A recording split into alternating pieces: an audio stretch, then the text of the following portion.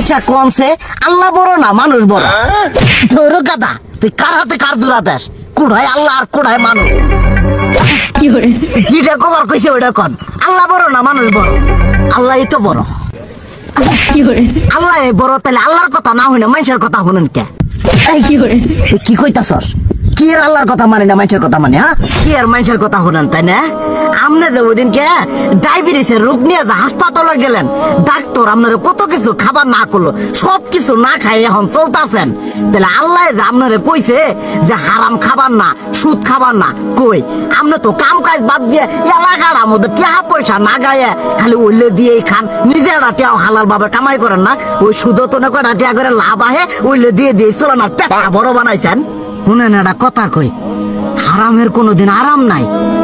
হালাল পথে রুজি রোজগার করেন, প্রয়োজনে এড়া বেলা কম খায়েন, তাও শরীর পিণ্ডও ভালো থাকবো, কোনো রোগ বেদও হবো না, আরামও পাবেন, আল্লাহও খুশি থাকবো। তুই আমার এইভাবে বুঝাবি আগে কইলি না কে?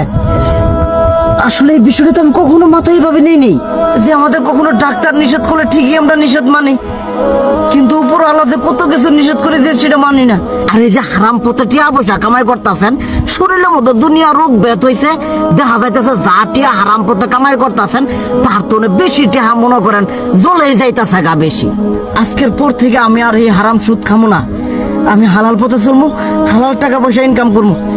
এতে করে যদি একবেলা কমও খাইতে হয় তবুও খামো, তবু আমি আর এই হারাম পথে চলবো না। আচ্ছা ঠিক আছে।